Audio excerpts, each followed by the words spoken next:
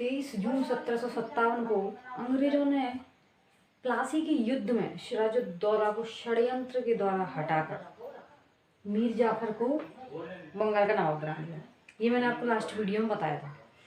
23 जून 1757 के बाद 1760 तक मीर जाफर बंगाल का नवाब बना रहा। जब तक उनकी इच्छा थी, उनकी इच्छा अनुसार काम करता रहा, तब तक। मैंने बताया था क्या कहा जाता है इसको, क्लाइव का गधा, क्लाइव की कठपुतली।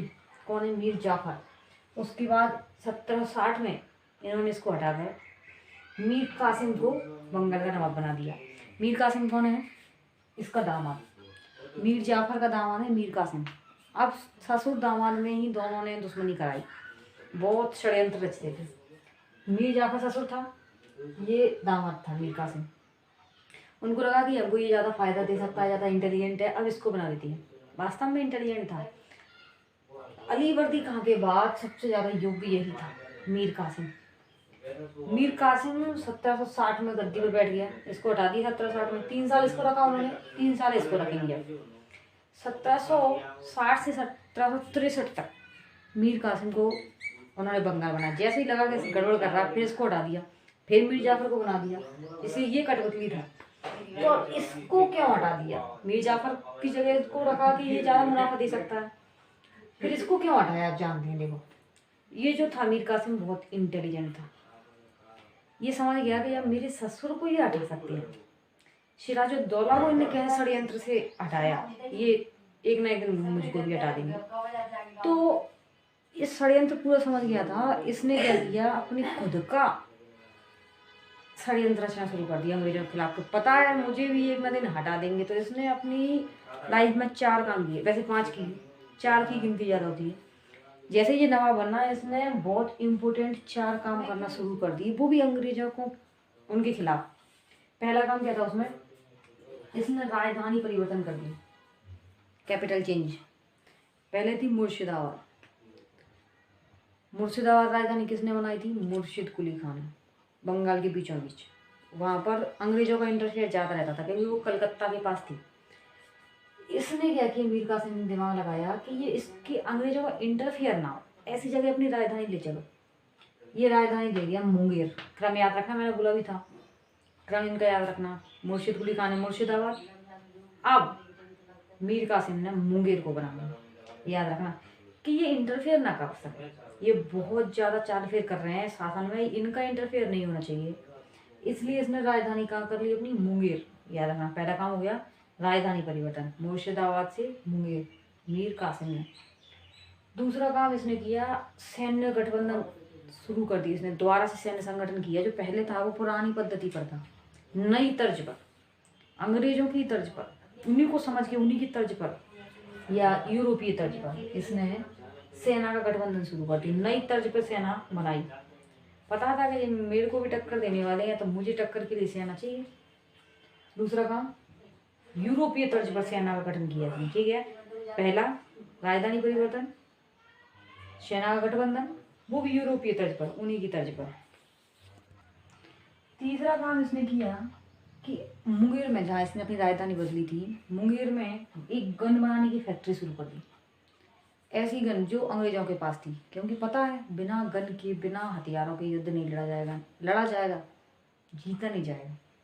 तो इसने क्या किया, तीसरा काम, गन बनाने की फैक्ट्री डाल दी मुंगेर में, वहीं राजधानी बदली, फिर वहीं पर फैक्ट्री डाल दी। चौथा काम क्या किया, जो चौथा काम किया उससे जो अंग्रेज थे बौखला गए, बुरी तरह से पागल हो गए, और इसको हटाने की, यहीं से उन्होंने हटा दिया इसी काम को सुनकर। इसने क्या किया, भारतीय व्यापार को पूरी तरह से मुक्त कर दिया, कर मुक्त।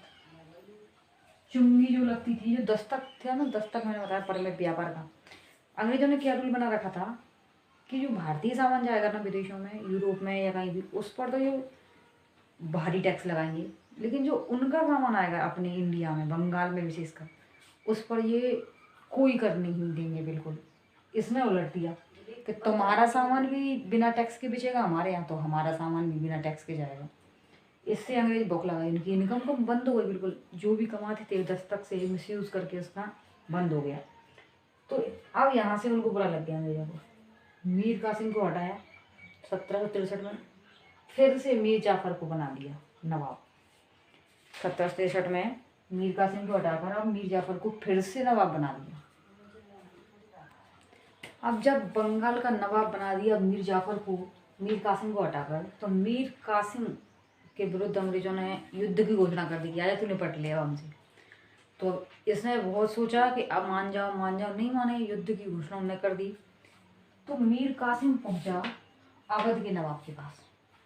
अवध को भी शामिल करेंगे, जैसे आगे आएगा सब कुछ। अवध के नवाब के पास पहुंचा। अवध में कौन? मीर कासिम। किस लिए? समझौता करने के लिए कि तुम अपनी सेना भेजो, अपन दोनों संयुक्त सेना करके अंग्रेजों को हराएंगे, इसलिए पहुंचा। तो अवध के नवाब के यहीं बैठे हुए थे कौन? मुगल बादशाह, जिनका नाम था शाह आलम द्वितीय। तो एक ही जगह दोनों व्यक्ति मिल गए। उसने भी संधि कर ली, मतलब कि हाँ मैं भी अपनी सेना भेज दूंगा, अंग्रेजों को हरा देते हैं अपन। तीनों मिल गए। तो अवध के नवाब की सेना, मीर कासिम की सेना और मुगल बादशाह शाह आलम द्वितीय की सेना। ये कई बार क्वेश्चन पूछा गया है कि बक्सर के युद्ध के समय मुगल बादशाह कौन था। कई बार, अनगिनत बार याद रखें। मुगल बादशाह था शाह आलम द्वितीय, शाह आलम सेकंड। कौन था? शाह आलम सेकंड। तो बक्सर का युद्ध, तो फिर से रिकॉल करें कि बक्सर का युद्ध किन किन के बीच हुआ? मीर कासिम, अवध का नवाब शुजाउद्दौला और बंगाल का नवाब शाह आलम सेकंड। फिर से बोले, मीर कासिम, अवध का नवाब शुजाउद्दौला और मुगल बादशाह शाह आलम सेकंड के बीच हुआ था। तो बक्सर के मैदान में इन तीनों की संयुक्त सेना उतरी, उधर ब्रिटिश सेना उतरी। डेट याद रखें, 22 अक्टूबर 1764। वो मैंने डेट याद करा दी आपको तलाशी की। 23 जून 1757 और 20 जून 1756 ब्लैक होल ट्रेजेडी, कालकोटरी की घटना की है। 20 जून 1756, 23 जून 1757 प्लासी का युद्ध और इधर 22 अक्टूबर 1764 बक्सर का युद्ध। याद रखते चला, मैंने बोला क्रम पूछा जाता है कई बार, क्रम से मिलाइए, या तो सन को मिलाइए आपस में या क्रम मिलाइए, ऐसा आता है। तो बक्सर का युद्ध 22 अक्टूबर 1764 को। इधर तीनों संयुक्त सेना कौन कौन थी? अवध का नवाब शुजाउद्दौला, मीर कासिम और शाह आलम द्वितीय। इन तीनों की सेना को मिलके अंग्रेजों की सेना ने हरा दिया, अपनी श्रेष्ठता का परिचय दिया इस युद्ध में। प्लासी का युद्ध जो था वो सौदा था, एक युद्ध के नाम पे छद्म युद्ध था, हुआ ही नहीं, लेकिन ये वास्तविक युद्ध था। इसमें अंग्रेजों ने बुरी तरह हराया इन तीनों को। ये युद्ध वास्तविक युद्ध था। और याद रखना, इसमें अंग्रेजी सेना का नेतृत्व किसने किया, या सीधी सी बात ब्रिटिश सेनापति कौन था इसमें? हेक्टर मुंडो। प्लासी के युद्ध में कौन था? क्लाइव, लॉर्ड क्लाइव प्लासी के युद्ध में अंग्रेज सेनापति था। बक्सर के युद्ध में कौन था? हेक्टर मुंडो, गवर्नर था वो, उसने इसको भेजा था हेक्टर मुंडो को। तो सेनापति कौन था? हेक्टर मुंडो। ये क्वेश्चन कई बार पूछा गया है कंफ्यूज करने के लिए। क्लाइव ऑप्शन में रहता है, लेकिन बक्सर के युद्ध के समय कौन था सेनापति? हेक्टर मुंडो। याद रखें, हेक्टर मुंडो की सेना ने इन तीनों की सेना को हरा दिया। बताओ, बहुत बड़ी बात है। यहाँ से पूरी देश की दास्ता शुरू हो गई और बाकी राज्यों में भी गलत संदेश पहुंच गया। पता है क्या?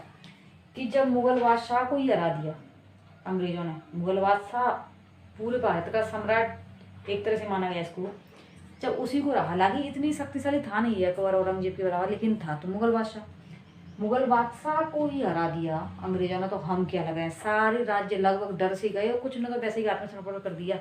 अंग्रेजों से युद्ध लड़ने की हिम्मत ही नहीं हुई उनकी। इतना बुरा असर पड़ा इस बक्सर के युद्ध का। और इस युद्ध से इसको तो हरा ही दिया बिल्कुल, मीर कासिम को। तो बचे ये दोनों। इन दोनों के साथ अंग्रेजों ने इलाहाबाद की संधि की। इनको संधि करनी पड़ी, हारे जो है भुगतना तो पड़ेगा। तो इलाहाबाद की प्रथम संधि, इलाहाबाद की द्वितीय संधि। अब ये दोनों में से संधि हुई है दोनों, उसको नेक्स्ट वीडियो में बताऊंगी कि इलाहाबाद की संधि क्या है, दोनों के साथ हुई है।